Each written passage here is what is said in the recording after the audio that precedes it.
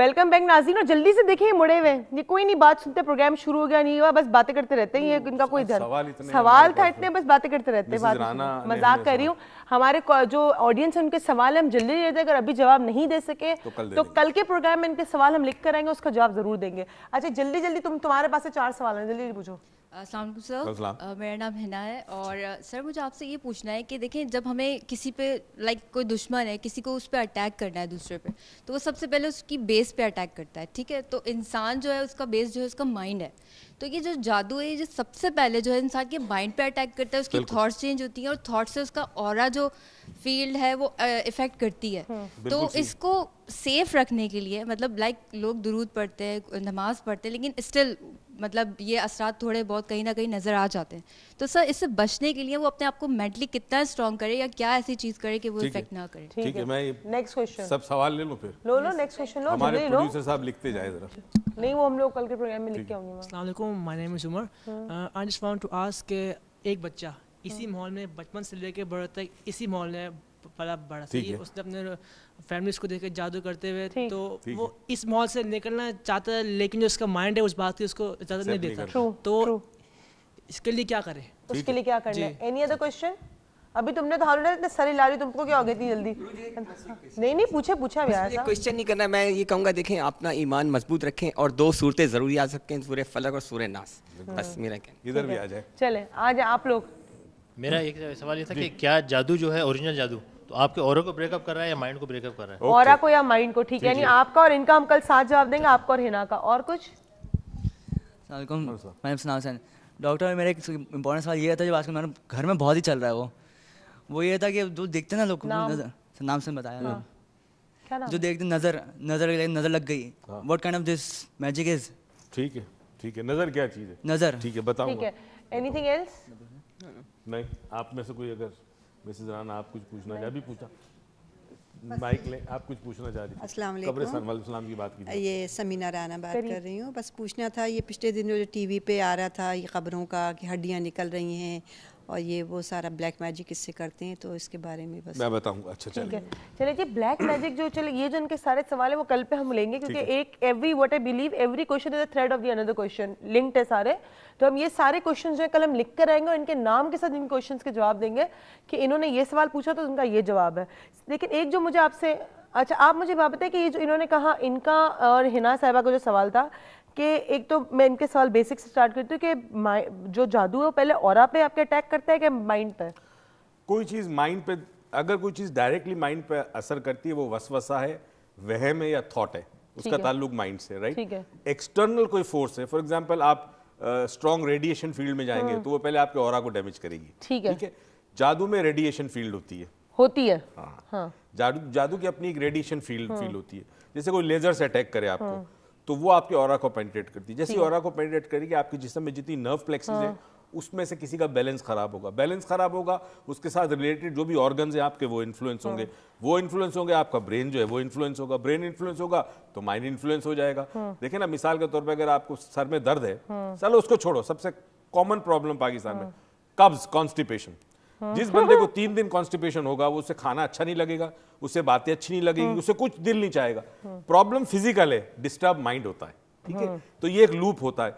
इसी तरह वसवसा और वहम कोई डाल दे आपके माइंड में तो उससे फिर आपका ब्रेन और ब्रेन के साथ आपके जिस्म मुतासिर होता है, तो वाइस वर्सा दोनों चीजें। अच्छा, जैसा अभी हिना ने सवाल पूछा कि जो लोग बहुत नमाज पढ़ते हैं या जो लोग बहुत परहेजगार होते हैं उन पर भी जादू होता है? असर तो होता है बेटा, वजह इसकी बताऊं। मिसाल के तौर पे बहुत बड़े बड़े नेक सहाबा मुख्तलिफ जंग के अंदर नबी करीम सल्लल्लाहु अलैहि वसल्लम के साथ मौजूद थे, नेक थे, नबी के साथ थे, सल्लल्लाहु अलैहि वसल्लम के साथ थे, उन्होंने शहादत, यानी उनको लगी तलवार ना, शहादत हुई। तो कुछ फिजिकल रियलिटीज़ हैं वो अपनी जगह पर, आपका ईमान अपनी जगह पर, राइट? तो ये गोली की तरह है, लगेगी तो लगेगी, आप लगेगी तो लगेगी। अच्छा, जो ये चीज है कि मैं एक सवाल मेरा आपसे कि सबसे बड़ा वाक़या करबला, नवासा रसूल। अच्छा, एक आपसे मैं छोटी सवाल पूछूंगी, एक जो मैं चाहती थी कि मैं क्लियर करूं but I don't have the words तो मैं हिना को उस बात का जवाब दे सकूं कि जो जादू है, सॉरी जो नमाज है और जो हम परहेजगारी करते हैं, जो नेक नियति से हम जो सारे काम करते हैं, वो इवेंचुअली हमारे माइंड की स्ट्रेंथ को बढ़ाता है, राइट? माइंड की स्ट्रेंथ को बढ़ाता है, आपके ऑरा को ढाल बनता है। नमाज और जो भी नेक काम इंसान करता है, इबादतें करता है, जिक्र अल्लाह का किसी भी फॉर्म में हो, वो ढाल होता है, एक तरह से शील्ड होती है, आपके ऑरा को स्ट्रॉन्ग करती है। मगर चूंकि अल्लाह ने निज़ाम ये बनाया है, भाई खैर भी अल्लाह की तरफ से है और शर भी खैर की वजह से प्रोड्यूस होता है, तो वो भी तो निज़ाम अल्लाह का है ना। फिर अल्लाह ने उसको क़यामत तक मोहलत भी दी है। उसने कहा था मैं बैठूंगा उस रास्ते पे जिस रास्ते पे लोग आएंगे तेरी तरफ, और मैं उनको भटकाऊंगा, तो उसकी ताकत भी तो है ना। तो हमें ज़िंदगी भर उससे लड़ना है, शैतान से लड़ना है, शैतानी फोर्सेस से लड़ना है, इन फ्रॉडियों से लड़ना है, इन चीटर से लड़ना है, इन क्वैक से लड़ना है। अब हमारे पास सबसे बड़ी ताकत जो है वो पहली चीज़ ईमान की है। ठीक, ईमान के साथ अल्लाह ने इल्म और अकल दी है। इल्म और अकल होना जरूरी है, बिल्कुल जरूरी है। किसी ने बड़ी खूबसूरत बात कही है, trust in God but lock your car. Trust in God and lock your car, it's something one should keep in their mind कि अल्लाह पे भरोसा बहुत वो तो होना ही चाहिए, बिलीव है आपका, फेथ है ही आपका, लेकिन उसके साथ साथ अपने आप को फिजिकल प्रिकॉशंस भी लेना जरूरी है आपके लिए। अच्छा, अब जादू की जो बात है वो तो डॉक्टर में टाइम खत्म हो गया। थैंक यू सो मच आप सबके आने का, और आपको बफ फील्ड्स की तरफ से ये गिफ्ट हैम्पर्स मिलेंगे जो बड़े अच्छे अच्छे कलर्स में, मेरे फेवरेट कलर्स में पड़े, तो ये आपको बफ फील्ड की तरफ से मिलेंगे। और मैं जादू पे इस बात को आज के प्रोग्राम को एंड नहीं करना चाहती। आप मुझे बात बताया, आपने इस तरह कहा कि हमें बहैसियत इंसान एक साथ इन क्वैक से लड़ना है, इन बुरी चीज़ों से लड़ना है। अगर हम अपने नेशनल एंथम पे ना खड़े हों तो उस मुल्क का क्या होगा?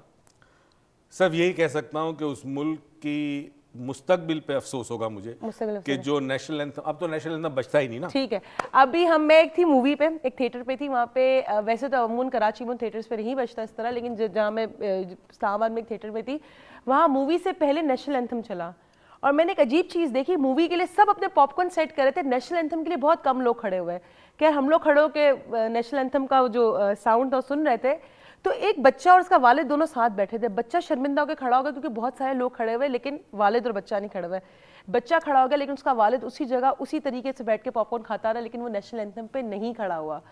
तो आप जादुओं से लड़ लेंगे, आप सब कुछ कर लेंगे, अपनी सारी कमियों की जो आपकी रिस्पॉन्सिबिलिटी आप जादू पे डाल देंगे, लेकिन अपने मुल्क के नेशनल एंथम पे आप खड़े नहीं होंगे। तो अगर आप इतना भी नहीं कर सकते तो आप फिर जिंदगी में कुछ भी नहीं कर सकते। मगर इसमें पॉजिटिव चीज़ है कि बच्चा खड़ा हुआ, इसका मतलब हमें कम से कम अपनी नई नस्ल पे ये उम्मीद है कि इस मुल्क को बचा लेगी इंशाल्लाह इंशाल्लाह। तो प्लीज अगर आइंदा कभी नेशनल एंथम बजे या आप नेशनल एंथम का कोई भी ऐसा साउंड सुने या कोई नेशनल एंथम पढ़े तो सब प्लीज आप खड़े हो जाया करें। ये एहतराम है हमारे मुल्क का और हमारे मुल्क की शान है, तो प्लीज आप खड़े हो जाया करें। आपसे भी कल मुलाकात, जादू का टॉपिक हम कंटिन्यू करेंगे। हमारे जो गेस्ट है उन सब के जो सवाल है उनको कल हम जवाब देंगे। तब तक अपना ख्याल रखिएगा and I love you all and thank you so much for coming and over to you. आपने देना नहीं, वो दे दूंगी, आप तो बात करो ना, अपनी स्टोरी आपकी छोटी सी स्टोरी है जी और रियल है।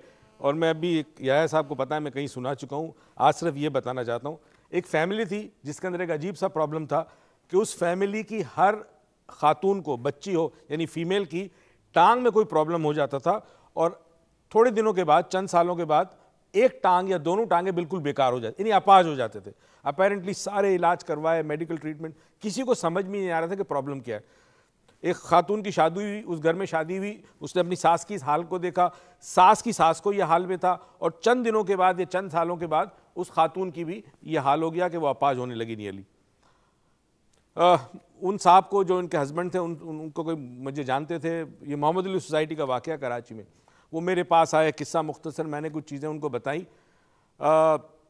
खैर जी उनसे हो नहीं सका जो मैंने उनसे कहा, और फिर वही बात जैन बाबों की तरफ गया, वो पकड़ के कोई बाबे को ले आए। उस बाबे ने कमाल काम ये करता था कि हर हफ्ते या चंद दिनों के बाद घर पे आता। पहले तो कहता जी मैं घर को सारा क्लीन करूँगा, किचन को करूँगा। पहले तो उसने जी आके चंद दिनों तक ड्रामा किया, लोबान शोबान जलाता, कुछ करता। उसके बाद उसने काम ही किया कि जी आपके सारे घर के बर्तन पे जादू है, तो पहले घर के बर्तन को मुझे ठीक करना पड़ेगा। घर के सारे बर्तन ले गया, फिर घर के सारे कपड़े ले गया। आखिर एक दिन उसने इस तरह उनको असर किया कि बीवी ने सारे जेवर निकाल के, हस्बैंड ने निकाल के रखे। बीवी कह रही है मत दो, उसने कहा नहीं ये सब पे जादू है, मुझे इसको दफन करने पड़ेगा वरना आपकी जिंदगी तबाह हो जाएगी। हस्बैंड तैयार हो गया। बीवी को पता नहीं क्या अल्लाह ने बचाना था, उसने मुझे फोन कर दिया कि जी ये आदमी इस तरह कह रहा है, ये सही है, ले जाने दूं। मैंने खबरदार मत ले जाने देना। आज भी वो मुझे दुआएं देती है कि उसका जेवर बच गया। नाजरीन बस हम क्या कहें, सिर्फ ये कि हम आने वाले दिनों में आपसे कुछ मजीद बात करेंगे। बस ये ख्याल रखें कि आपके अतराफ में, आपके घर में कोई शख्स परेशान हो तो प्लीज़ मेडिकल हेल्प भी ज़रूरी है। और आज तो सिर्फ इस दुआ और उम्मीद के साथ टाइम नहीं है कि अल्लाह ताला आपको ज़िंदगी में बेताज खुशियाँ दे, तौफीक दी कि खुशी आप दूसरों में बांटे। पाकिस्तान पाइंदाबाद।